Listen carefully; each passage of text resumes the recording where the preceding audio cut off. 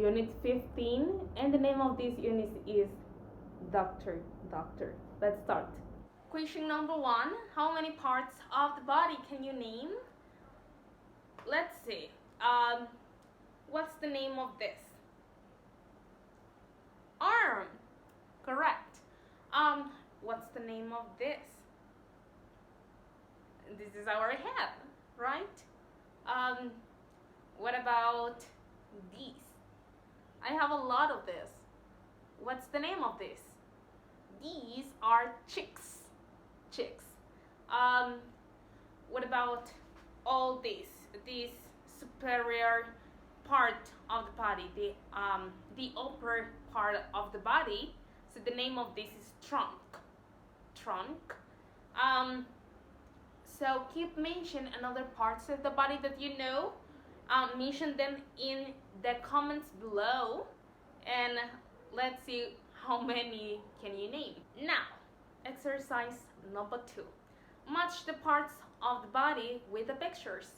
We have a leg, knee, head, foot, throat, back, stomach, ankle, arm, hand, neck, and shoulders. So we have 3 people here. We have Patrick, Sandy, and Lorenzo.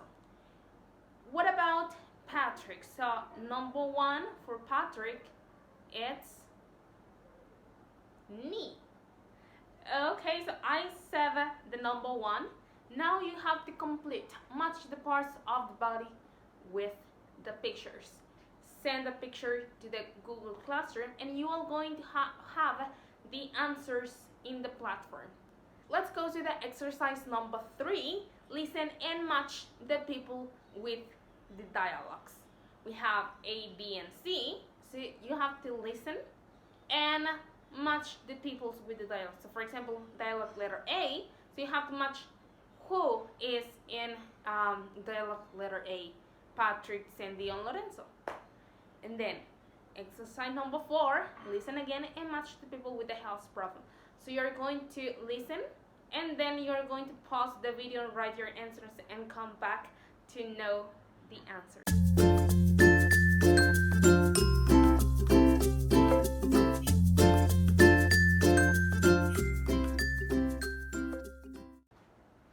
Answers for exercise number 3. So now that you listened to the dialogues, let's see who are the people that we're talking about. Letter A is Lorenzo, letter B is Patrick, and letter C is Sandy. Did you have them correct? Now, exercise number 4, listen again and match the people with the dialogue, with the health problems. So you're going to write, for example, if you are talking about Lorenzo, I will give you the first one. So about the dialogue, we heard that Lorenzo felt hot. So in that letter G, I feel hot, I'm going to write letter A because letter A corresponds to Lorenzo in the exercise number 3. So you are going to write the letters for the people in the health problem. So we have letter A, I have a sore knee. Tengo una rodilla lastimada o raspada. Letter B, I have a headache. I have a headache, so I have to take a Panadol or an aspirin. Example, my leg hurts, duele. So my leg hurts. Letter D, I have a sore throat. This is my throat. And for example, when you have a cough, your throat sores. La garganta duele, sore throat. And letter E, I have a cold. Like, that is a cold. Letter F, I feel dizzy.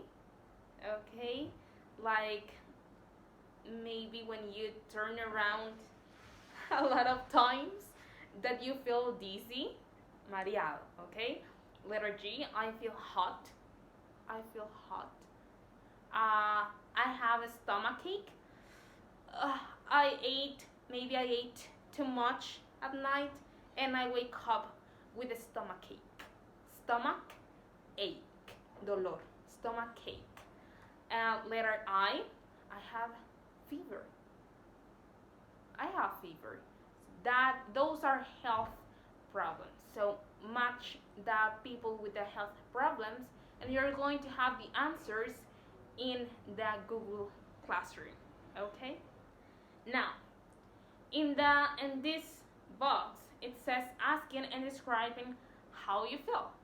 So let's pretend that maybe you see your brother that he's still in bed, and you go to the room and you say, that's not normal that he hasn't waken up.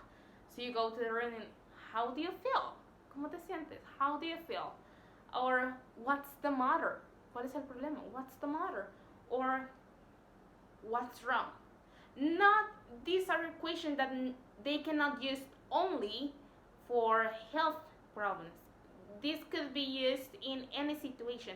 For example, you see someone crying and you can ask, lady, what's wrong? Or you can see your mother worried and you can ask, mom, what's the matter? ¿Cuál es el problema? What's the matter? So this can be used for any situation, and how you describe how you feel, you can have, or you can say, not too good, no muy bien, not too good. I feel hot and dizzy. I feel hot and dizzy, or I have a cold and stomach ache. So in this coronavirus, you can have some symptoms related to this virus.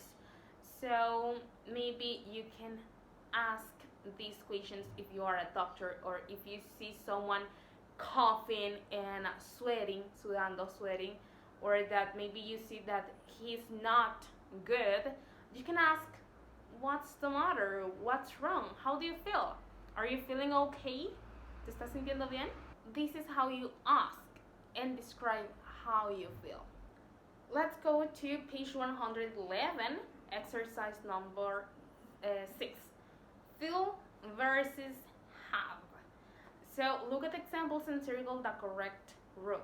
The first example is, I feel hot and dizzy. And letter B, I have a headache. Now, A. Feel is followed by a noun or an adjective. So let's look at the sentence here. I feel hot and dizzy. So hot and dizzy are nouns or are adjectives? That's right. They are adjectives because you are describing. Okay, están describiendo. That's why they are adjectives. So feel is followed by, feel está seguido o es seguido por un adjective. Algo que describe. For example, I feel happy, I feel good, I feel sad, I feel worried. Those are feelings, and I'm describing how I feel. Now, letter B. Have is followed by a noun or an adjective. So let's look at the example here.